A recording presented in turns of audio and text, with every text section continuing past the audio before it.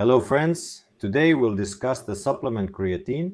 You often hear about it, maybe you're already tired of it, but today we'll take a scientific look at who really needs it, how it works, and whether it's beneficial or harmful. So be sure to watch this video until the end. I'll tell you how to take it properly and what it will do for you. The main mistake people make when using creatine is taking it at the wrong time. Many people try to take it when they're cutting. Many people try to take it just as a supplement that supposedly has some kind of magical effect when they're bulking. In fact, they don't really consider the purpose of using creatine. Yes, it really does stimulate your protein myoglobin. It stimulates the differentiation of muscle tissue. It helps you gain, but only if you use it correctly, if you use it for the right purpose and your workouts match the indicators for when it is used. It allows you to perform, roughly speaking, 1 or 2 extra reps beyond failure that you couldn't do before. Thanks to this, there is a greater load on the muscle fibers, which leads to more stimulation, greater hypertrophy, and accordingly, you deliver more stress to the muscle. Plus, creatine allows you to recover more easily, recover better, and recover faster. Therefore, it is extremely important to use creatine only for those who really need it. There are many studies. There are a lot of studies that say it's safe to take creatine from morning till night. You can take 5 to 15 grams daily for up to 5 years, but not from morning to night. But in fact, you actually understand very well that the hand of the creators of biological supplements and sports nutrition often reaches into various studies. That's why you should always look at all these studies with skepticism, because for every such study there will always be an opposing one. It's challenging to make promises because any statement can be contradicted by a study, making you appear unreliable. Creatine is found in many foods, mainly red meat, red fish, and chicken. So you shouldn't think that it's something in powder form that you can't get in nature and that it's not part of your standard daily diet. Sometimes, for example, there are situations when you have a creatine deficiency, when its amount in the body is lower than it should be. For example, I often see this in vegetarians. Therefore, for example, if your diet is vegetarian, then maybe in your case it makes sense to add a little creatine. Even if you don't play sports, 1 or 2 grams a day will bring you quite a lot of benefit. Today, we will look at an overview and key points from the International Journal of Applied Medical Studies, which reviewed meta-analyses and selected for us a collection of interesting facts about what creatine actually does for us. First, creatine monohydrate is the best ergogenic supplement to increase your peak strength performance. It will be a good stimulus for your muscle growth. Second, creatine monohydrate is considered absolutely safe. There are no studies that say creatine is contraindicated for a healthy person. It is believed that a safe dose of creatine is from 5 to 30 grams over 5 years, and for a healthy person, it will not cause any side effects. Third, the use of creatine monohydrate, especially among young athletes, reduces the temptation and risks that a person will decide to use anabolic steroids. Third, the use of creatine monohydrate is allowed for both teenagers and children and is absolutely safe if it matches their physical activity levels. There are some rules. First, children should do this under the supervision of a specialist. Children should have a proper diet and maintain a balanced diet. Third, they are informed about how to take creatine properly. Finally, they stay within the recommended dosage limits. Some products have labels stating that creatine use is not recommended if you are under 18 years old. But this is likely a fabrication by manufacturers to avoid legal liability, in my opinion. Because there are many studies that show creatine use is safe both for children and for teenagers.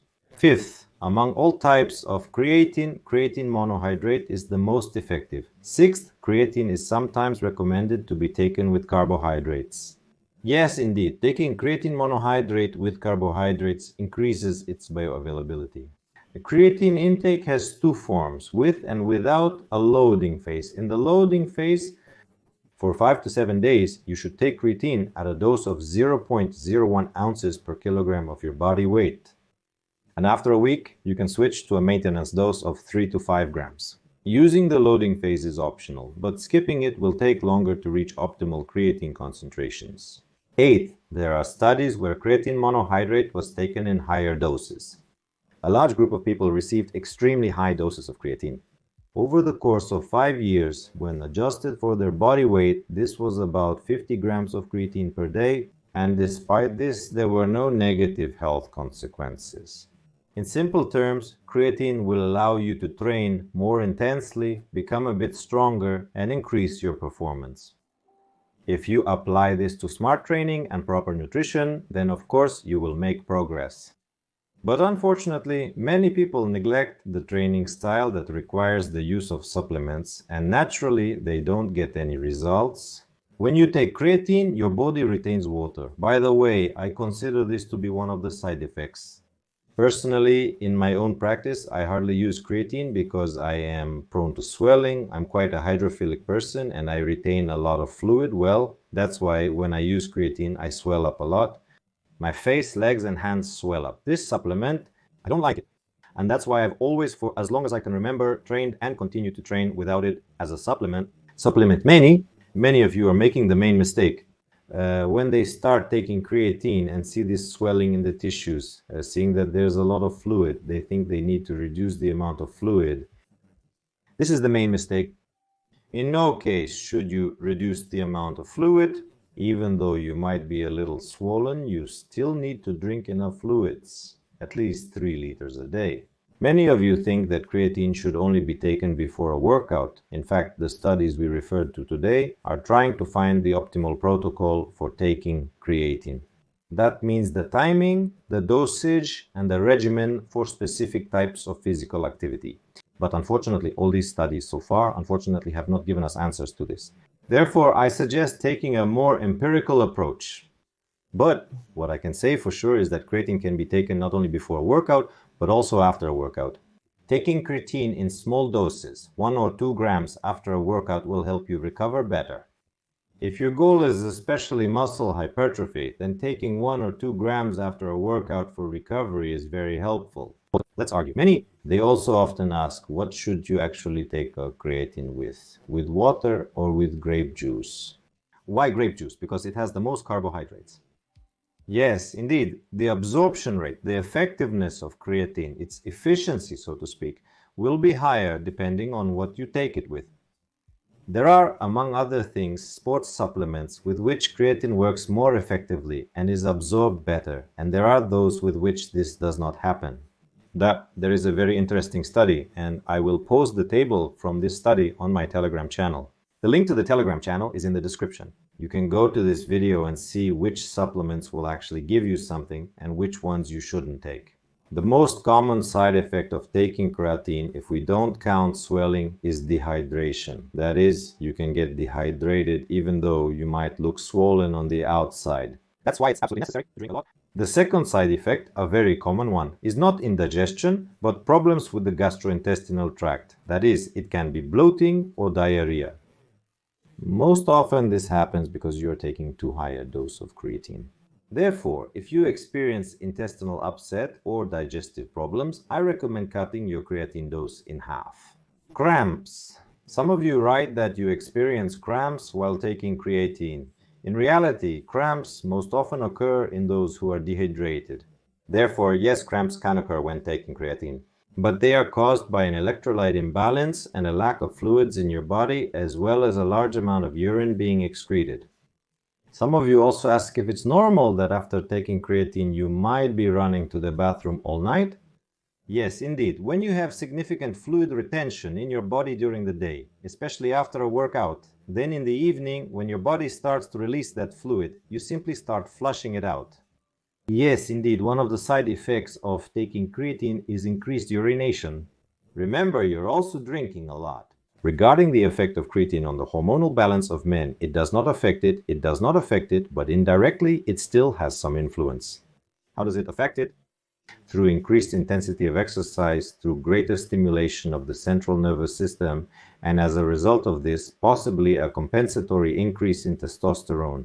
Therefore, yes, there is no direct effect, but changes in the intensity of the training process can lead to improvements or deterioration, especially if there is insufficient recovery of the hormonal balance in men. creatine prevents me from losing weight. In fact, creatine does not interfere with your weight loss in any way. And sometimes I prescribe or recommend taking creatine when you are on a low-calorie diet. It will let you train with greater ease, comfort, and better recovery. Although at the moment while you are taking it, you may be more bloated and you might not see any improvement. You might not see that you are getting leaner or losing weight, but as they say, the main result is at the end. When we stop taking creatine, you release the water pretty quickly and you see the results of your work and efforts. It's also a big misconception that creatine causes a huge boost, adding several kilograms of muscle mass in just a week. Remember, any sudden changes in weight gain or loss are always due to water fluctuations. Don't get excited if you gain a couple of kilos in a week or two while taking creatine. It's just water weight. As quickly as it comes, it will go away just as fast if you don't train well. Is creatine used anywhere else, and what do studies say about it?